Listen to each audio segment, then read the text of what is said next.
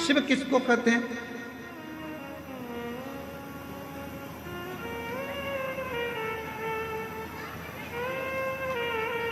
भगवान शंकर की उदारता किसको कहते हैं? बिना बोले जो सब कुछ दे दे, बिना। ये कथा तो 20 तारीख को यहाँ विराम हो जाएगी। अगली कथा जो 26 तारीख से आरी डोंगरी कच्चे जिला भानु प्रतापपुर छत्तीसगढ़ में 26 नवंबर से 2 दिसंबर तक शिव महापुराण की कथा रहेगी, 2 बजे से 5 बजे तक।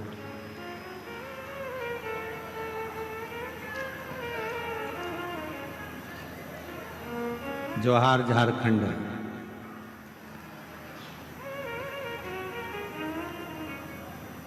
आरी डोंगरी कच्चे जिला भानु प्रतापपुर 26 नवंबर से 2 दिसंबर 2025 इसी वर्ष में समय 2 बजे से 5 बजे तक शिव महापुराण की कथा छत्तीसगढ़ की पावन धरा पर। ये शिव की कृपा से आप और हम टीवी पर कथा को श्रवण करेंगे। आस्था चैनल पर जो छत्तीसगढ़ वासी हैं वो वहां पहुंचकर कथा का लाभ ले सकेंगे, शिव जी से अपने मन की बात कह सकेंगे। मेरे देवघर वाले बाबा ने कितनी करुणा कर कर, कृपा कर कर, दया कर कर ये पवित्र कथा को यहां तक लेकर आप श्रवण करें। नंदी के पास बैठो 2 क्षण, नहीं बैठ सकते मत बैठो। क्या करना? शिव जी को जल चढ़ाया, पूजन करी, आराधना करी और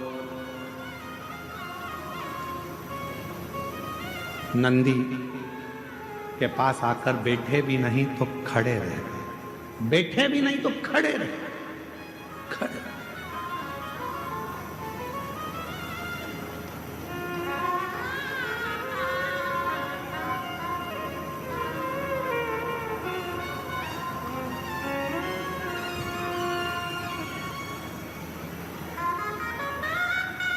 खड़े होकर तुम्हारे मन में भी जो भाव आएगा, विचार आएगा, जो तुम्हारे मन के अंदर चल रहा होगा, वो नंदी तक पहुंचेगा।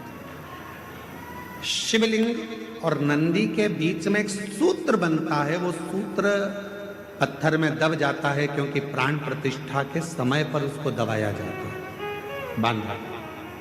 जब हम कोई बात कहते हैं तो भगवान शिव तक वो बात पहुंचती है,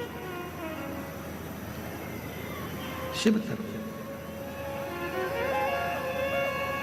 और मैंने तेरे ही भरोसे बाबा, तेरे ही भरोसे हवा बिच उड़ती जागी बाबा, डोर हतो छड़ी ना में कटी जागी। भोले मैं तेरी बदन। हम जब नंदी के पास खड़े होकर अपने मन का भाव कहें, व्यक्त करें, उस नंदी के श्रवण के द्वारा, नंदी के श्रवण शिव तक पहुंचे।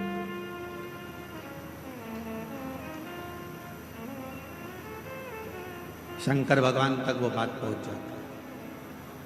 पार्वती जी की सहेली ने नंदी के पास बैठकर अपने मन में सोचा था मेरी सहेली की ये दशा है, और शिव प्रकट हो गए।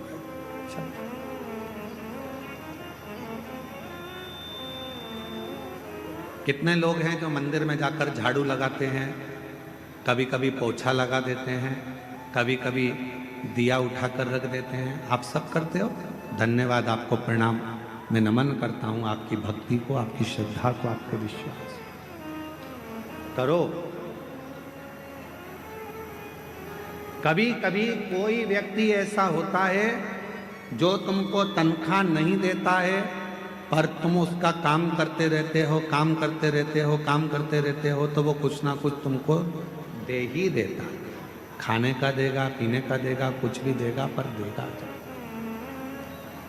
उसी तरह जब हम भोले बाबा की मंदिर में जाकर सेवा करते हैं, चाकरी करते हैं, आराधना करते हैं, तो मेरा शंकर भी हमारे पूर्व के कर्मों को काट कर हमारे को कुछ ना कुछ तनख्वाह देना प्रारंभ कर देता है, कुछ ना कुछ देना।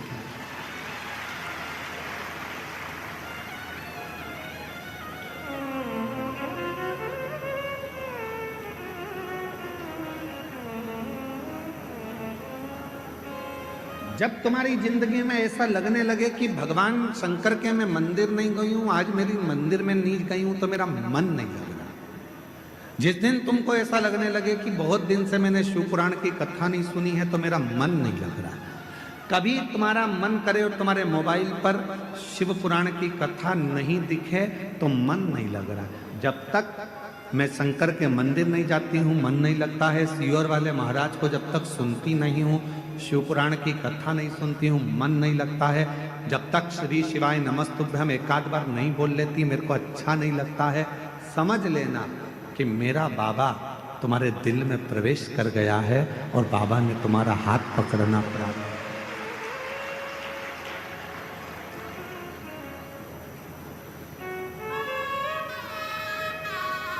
फूलों की कलियों में देवघर की निवेदन करते रहे, तेरे बिना मन जब ना लगे, शिव पुराण ना मिल रही हो सुनने के लिए, शंकर के मंदिर गए नहीं, जा नहीं पाए, किसी किसी के यहाँ कोई प्रॉब्लम हो जाती है, माताएं रजो धर्म से हो जाती हैं, मंदिर नहीं जा पाती हैं, किसी के यहाँ बच्चा जन्म ले लेता है, माताएं परिवार के लोग नहीं जा पाते, कोई अड़चन आ जाती है तो नहीं जा पाते, कहीं बाहर चले गए तो मंदिर नहीं जा पाते। तो कई कई माताएं, कई कई मेरी जीजियाँ, कई कई मेरे जीजा ऐसे उनका मन नहीं लगता। आज मेरा मन नहीं कर रहा, मंदिर ना जा पाई, पहुँचना, आज जलना चढ़ा, आज कथा ना सुन पाए, उसका मन नहीं।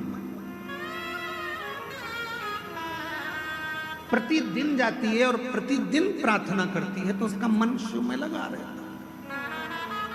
अच्छा, तुमको क्या लगता है कि तुम्हारा मन नहीं लग रहा? केवल तुम ही हो जो तुम्हारा मन नहीं लग रहा। जिस मंदिर में तुम रोज जल चढ़ाने जाते हो, अगर तुम एक दिन मंदिर नहीं जाते तो वहां पर रहने वाले मेरे देव अधिदेव महादेव का भी मन नहीं लगता तुम्हारे बिना। ये आई क्यों नहीं, पहुंची क्यों नहीं? पार्वती जी कहती हैं शिव जी से, रोज आती थी, खड़ी हो जाती थी, रोज झोली पसार के कहती थी, झोली पसार कर कुछ मांगती है ना, तभी तो मुझे लगता है कि मेरी बेटी आई है जो अपने बाप से हक से मांग रही है। बाप से ही तो मांगा जाता है, अपनी मां से तो कहा जाता है, किसी दूसरे से थोड़ी ना कहेगी। पत्नी कहेगी पति से, बच्चे कहेंगे बाप से, किसी दूसरे से नहीं। और अगर दूसरे से कहेगी ना पत्नी की, किसी दूसरे को फोन लगाकर बोल दे मुझे ये सामान ला दो, फिर पति भगोना। किससे कहना था उसको? पति से। दूसरे से क्यों कहा? जब बाप बैठा था जिसके पास सब कुछ था, तो तू दूसरे से कर्जा मांगने क्यों गई? दूसरे के दरवाजे पर हाथ जोड़ने क्यों गई? तेरा बाप था ना, कहना था तो बाप से कहना था। भगवान कहते हैं जब मेरी ये बेटी, जब मेरा ये बेटा एक लोटा जल चढ़ाने के लिए आता है ना, मुझसे बहुत सारी बात कहकर जाता है, मैं जान जाता हूँ ये मुझे पापा समझती है, पिता समझती है, बाबुल समझती है, इसलिए अपने दिल तो कह देती है। मैं फोन लगाकर बोलती माँ तकलीफ में हूँ, मेरी माँ तुरंत आकर खड़ी हो जाती, लाड़ो क्या हो गया बेटा, क्या है, क्यों चिंता कर, किससे कहूँ, कौन सुनेगा? ये कलिकाल संसार भरा पड़ा है दुष्टों से, ये कोई सुनता नहीं, सब नोचने वाले मिलते हैं। पापा तेरा जैसा दयालु दूसरा नहीं हो सकता। पापा कुछ ना होकर भी सब कुछ देता था। माँ तूने कभी खाली नहीं भेजा माँ, आज किससे कहने जाऊं, किसको बोलूंगी, मेरे बहुत दुखी हूं, बहुत तकलीफ में, मैं किसको बोलूं, बहुत तकलीफ है। ये जीवन चल रहा है पापा, तुम चले गए पर ये संसार के लोग छोड़ते नहीं। किसको कहूं पापा? जिंदगी में जब कष्ट आता है तो वो शिव को पुकारते हैं, क्योंकि वो बाप है, महादेव है। आपकी जिंदगी में तकलीफ हो तो एक लोटा जल भरना, शिव के मंदिर जाकर जल चढ़ाना, नंदी के पास बैठकर अपने मन की बात कहना। विश्वास कहता है ये व्यासपीठ का थोड़ा समय लेगा पर दुख पूरा काट देगा, अपनी बेटी को फिर सुखी जोड़ना कि वो तुम्हारा है। रहो परिवार में, कुटुंब में, कबीले में, नातों में, रिश्तों में, सबके साथ रहना, पर पिता अपने बाबा देव अधिदेव महादेव को मान लेना, माए का कुबरेश्वर धाम को मान लेना। जिस दिन लगने लगे कि मायके में कोई नहीं पूछ रहा, किससे कहूं, तो एक बार कुबरेश्वर धाम आना, कंकर की पूजन कर कर रुद्राक्ष लेकर जाना, बाप से कहकर जाना बाबा मायके में बुलाते रहना, झोली भरते रहना और मैं आता रहूं।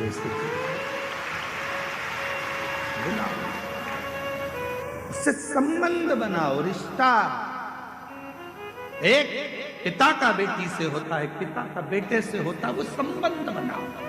तुम्हारा आंख का आंसू कोई ना पूछेगा तो वो पूछेगा, वो निभाएगा। और जब दुनिया के सारे संबंध, रिश्ते, नाते, कुटुंब, कबीले किसी काम के नहीं होते, तब वो, तब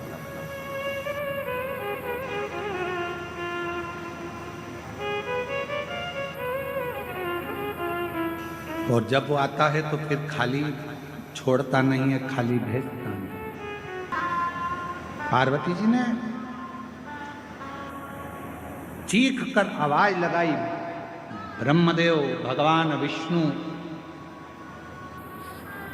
आकर खड़े हो गए।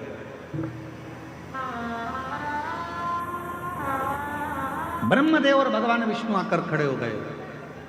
आद्य शक्ति मां दुर्गा भवानी का जो स्वरूप देखा तो गुस्से में लाल थी, क्रोध आ रहा था, नेत्र ज्वाला लाल थी, भयंकर। जब नेत्र ज्वाला लाल थी तो उनको देखकर आश्चर्य में पड़ गए भगवान स्वयं ब्रह्मा और विष्णु स्वयं।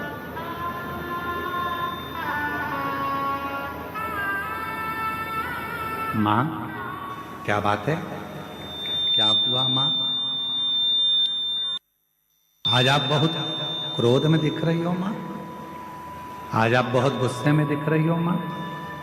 मां आद्य शक्ति दुर्गा भवानी ने कहा कि ब्रह्मदेव, हे भगवान नारायण, भगवान विष्णु, गजब करा, देवताओं का हित करने के लिए मेरे पति को विष पिला दिया।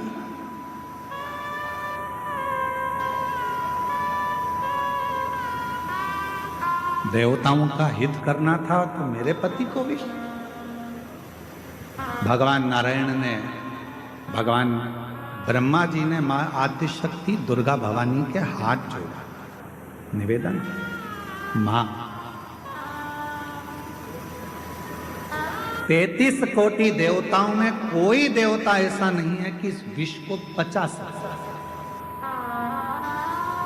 बुराई को पचाना, निंदा को पचा लेना, अपशब्दों को पचा लेना, तानों को पचा लेना, आड़े टेढ़े शब्द व्याख्यान को पचा लेना, यह हर किसी के बस की बात नहीं है। लोग आपको गाली देते हैं और आप पचा लो, ये बहुत बड़ी बात है। लोग आपको बद्दुआ दे रहे हैं, श्राप दे रहे हैं, आड़ा टेढ़ा कह रहे हैं, उसके बाद भी आपके मुख से कुछ ना निकले, आपने वो पचा लिया। लोग आपको आड़ा टेढ़ा कहें तो भी आप पचा ले रहे हो। यह कोई सहज वाली बात नहीं है।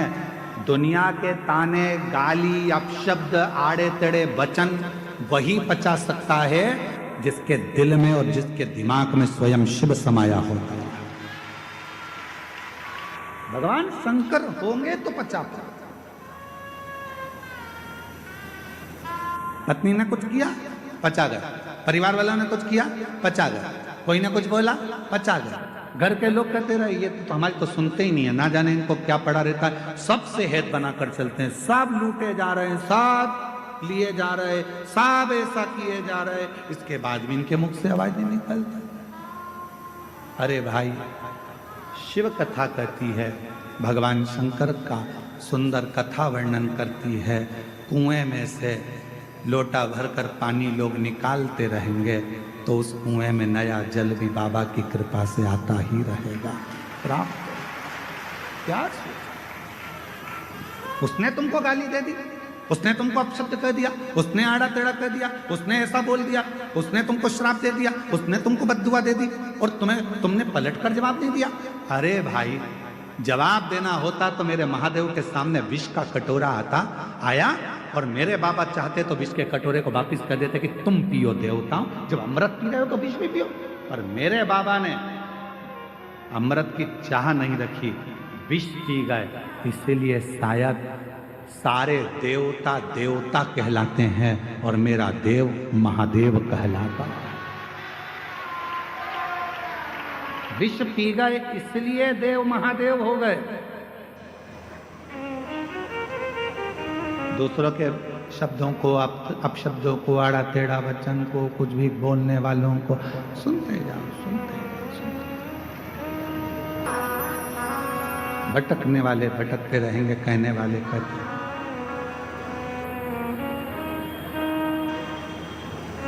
बस आप अपने मन की बात, तुम्हारे को तकलीफ हो और तुम किसी करोड़पति व्यक्ति के पास जाकर अपना दुखड़ा रोना, वो नहीं सुनेगा।